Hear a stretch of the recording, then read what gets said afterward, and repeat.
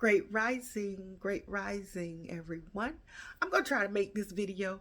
I'm trying to keep it short, and I'm gonna try not to pop my lips because I've noticed on some of my videos that I pop my lips, and I think it's because I'm kind of animated. But anyways, so if you hear me popping my lips, just go with it. I think and I probably do it in real life too, and just don't ever pay attention to it until you're recording yourself. But anyways, great rising, everyone. I'm just on now to, now I'm going to be real self-conscious of it. I'm just going to talk. I'm on full liquids now. I've been on basically a partial liquid diet for probably the last month or so. 1 or 2 days out of the week, I may have meat protein, but basically I've been trying to keep it liquids. Might be more than that. I've been trying to keep it liquid, try to get myself accustomed to drinking. This is breakfast this morning. What is it? Strawberry and cream premier smoothie and coffee. Unfortunately, I started drinking my coffee before I started drinking that, and that tastes horrible. But we will manage through it. I'm pretty sure had I not started drinking my coffee first, it probably would taste better because I've had strawberry flavor and it was okay. Now, again, like I said, I've started my full liquid for today and tomorrow because my surgery is Monday. And I tried to do that last weekend, just do full liquids, and my stomach was tickling my back. I was like, oh Lord, how I'm gonna get through this? But I've noticed that if I don't drink coffee, then I'm hungry. Coffee is somewhat of an appetite suppressant for me. Because usually when I go into the office, if I have my coffee, because usually I pack my lunch. I have my coffee, I have my protein shake, I have a couple of protein shakes, and then I may have like a little small cup of chicken salad or tuna salad and applesauce. And that would usually be it for breakfast and lunch. And I'll be okay. Because usually I end up not drinking my second protein shake. So then I started just taking that one. But if I don't have my coffee, then I recognize that I end up being hungry. So today we're gonna have the coffee along with it, and hopefully, between today and tomorrow, I won't be feeling so hungry because I can't have any meat proteins.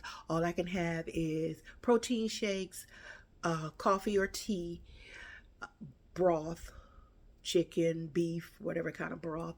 I can have jello, sugar-free pudding. I don't understand how sugar-free pudding and sugar-free jello is liquid.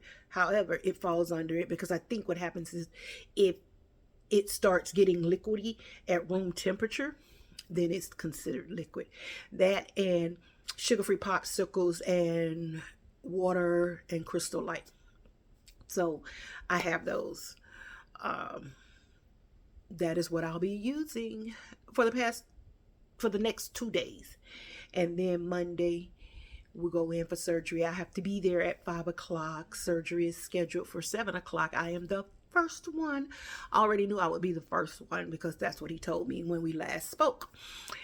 We just didn't know what time it would be. So I've got to be there at 5 o'clock. I've got to bring my CPAP machine with me. So the funny thing was I had my CPAP machine. It just decided it wasn't going to work.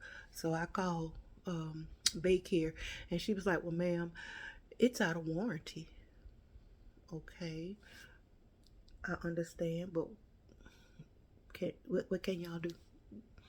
I said, it won't come on. So what I did was I just plugged it in and just let it stay plugged in. I don't know if, she said, well, we could reboot it. Okay, how y'all gonna reboot my machine? So I don't know if they rebooted it while I stepped out, because when I came back, it was working. So maybe they rebooted it. They got the serial numbers and everything like that. So I don't know. Because actually, you have there's a card in there where when you're using it, it gathers your information. So, needless to say. Anyway, it works because here's the thing. If I don't take the CPAC machine with me, I can't get my surgery done. So, guess what? We taking the CPAC machine with us. And so I saw my pulmonologist Thursday, and he gave me the green light. He was like, "You good? You good?" He said, "But take that CPAC machine with you. You good, but take the machine with you." So we're taking the machine with us, and so tomorrow we got to do this cleanse. You got to do the hyper cleanse. I got to shower with the hyper cleanse in the morning and shower with it at night, and then Monday morning shower with it. So I talked to my pre-admission nurse yesterday. We were on the phone for like an hour and 20 minutes. It was so fun. It was humorous. It was fun. She was a little old lady. She's like, "I'm kind of slow at doing this," and together we're trying to figure out some of these long words for certain conditions that I had. And so I'm here spelling them out because I'm very detail oriented when I put in all my information. So basically, she just needed to go over what I've already entered. And she was having difficulty pronouncing it. And so was I, because I have a little medical background from way back in the day when I took a course as a unit clerk. But some things I just can't pronounce. But anyways, we did that. She was chattering about her date with her brother, her little dinner date. Basically, he was cooking her dinner, and the husband couldn't come because he had another engagement to go to, and the brother was graduating. So he was cooking dinner so they could celebrate and all of that. I was like, okay, that's nice. That's nice. So we chatted. That was kind of fun. She was like, "I wish I could be here Monday so I can meet you." I said, "Oh, that would have been nice too." But got that done, and I'm excited. Honestly, I'm excited. This is another resource for me that I can use to manage my weight, because this has been a journey. There have been some ups and downs, some gains and some losses. And the gain is the result of me having to get the gastric bypass now. And it's all for me to be healthier and be able to live my best life and look a little slimmer too. Let's just be honest. Let's be for real. Most people who lose weight, they want to look smaller. You want to be smaller. But I want to. I've struggled with my weight pretty much all my life.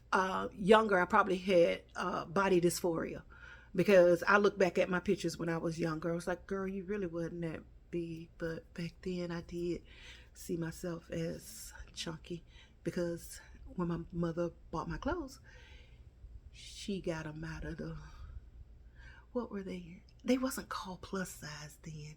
The husky section. Cause I was thick, but I was active. So, but anyways, as I got older, I looked, and 2 pounds, 2 pounds here, 2 pounds there, and it just adds up. And then it got to a point where it's just like, no matter what I did, and I wasn't a yo-yo dieter, because I was a foodie. I'm a foodie. I like food. But, oh goodness. But I like carbs, Whereas, my mom cooked biscuits and rice and beans and spaghetti and pasta. And so I like that. And so I have a carb addiction. So we've had to minimize that. Been on a low carb, high protein diet.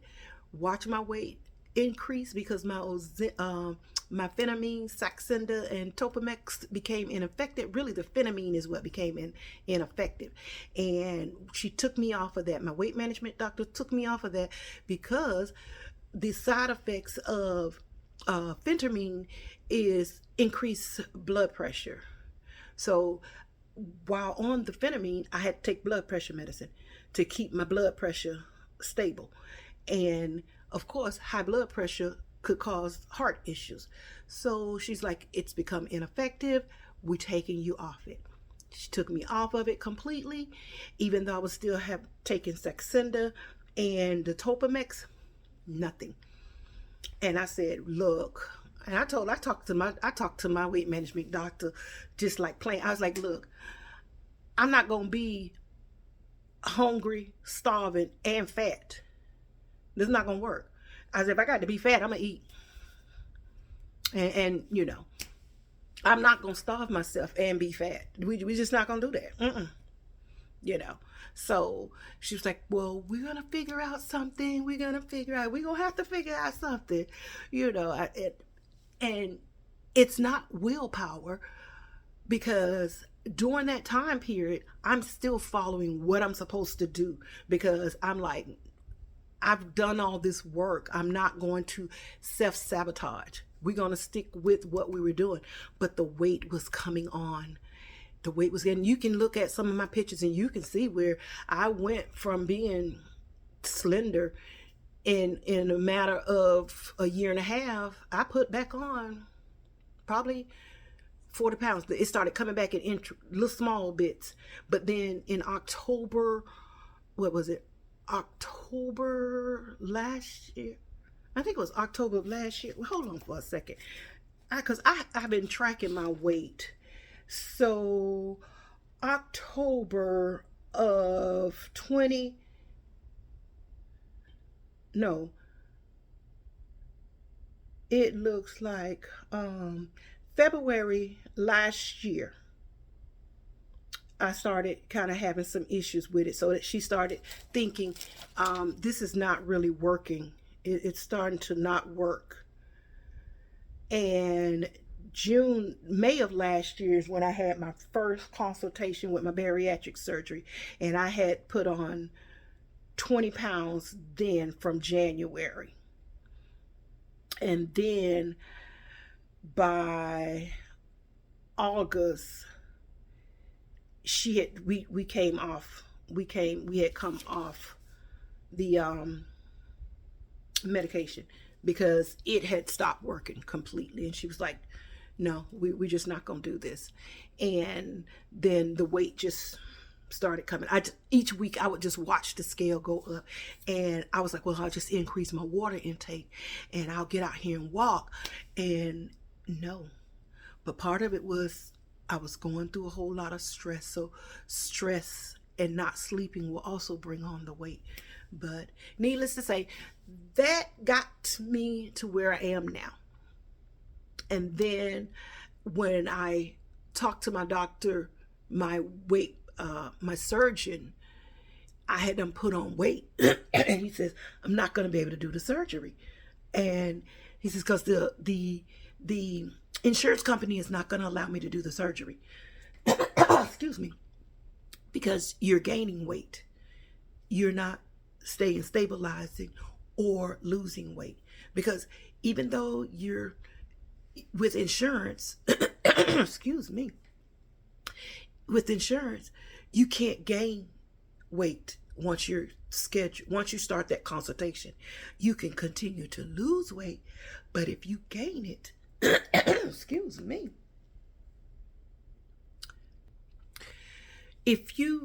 with insurance, if you gain weight after you've had your consultation and you're starting to go through all the procedures and process that you need to get the surgery, the insurance company won't cover it. They'll be like, nope, we're not doing it. Which, like I told him, I said, that's a catch-22 situation, because the whole point in getting the surgery is to assist you in losing weight. He says, I know, but that's the insurance. That's how they are. So I worked hard. I'm like, just cutting back. I'm like, I can't cut back no more, because I'd be around here lightheaded and things like that. And so I'm doing my research. I said, well, I'm just going to start doing protein shakes, and hopefully that'll help. And then I started seeing a difference. Then I was already on Ozempic. Ozempic had finally started kicking in, even though it was just a little bit. it started kicking in, and I started seeing the weight come off. To get back down. He said, if you get back down to the original weight from the original consultation, we'll be on go, because it'll be like you hadn't gained any weight. So when I went for my pre-op, I was still a few pounds shy of it, and he was like, we're not doing this. We're not doing this. We moving forward. We are moving forward. You've worked too hard. We're moving forward. Because I was like, well, if he say, because I told the nurse, if he say he's not gonna do it, I'm gonna look at this as God said no. That's how I was gonna look at it. Because I base a lot of things on things will get stopped, doors will get closed if it's not meant to move forward, especially when I've put in the work. But he was like, no, you've been doing the work for this. It's not like, you've just not done anything. You have done the work. So you put in the work, I'm putting in the work. So May 1st, I got to be there at 5 o'clock. Surgery scheduled at 7 o'clock. I am the first one. He said I would be the first one. And that's what it is. So that's where we are in the process. So now I've got to finish packing my bag, because it's partially packed. Make sure my CPAP machine works, because that has to go with me. And that's pretty much it. And then we'll come out. It's an overnight stay. 24 to 48 hours. That's basically it. Because, just like with any surgery where they put you out, when you come out, there are certain things you got to do. After you come out, you got to do flatus, which y'all know what that means. Got pass gas. Got to urinate on your own. And so once you do that, he's like, you're going to be doing walking. You got to walk. I don't want you laying in the bed. The only time I want you in the bed is when it's time to go to sleep. So that is basically where we're at. So I just wanted to give y'all an update. I probably did more than an update, just whichever. But anyways, that's it. And I'll keep you guys posted. So thank you all for your supports and your well wishes. And we'll see you on another time, or y'all will see me on another time. Okay, you guys have a great day. Bye.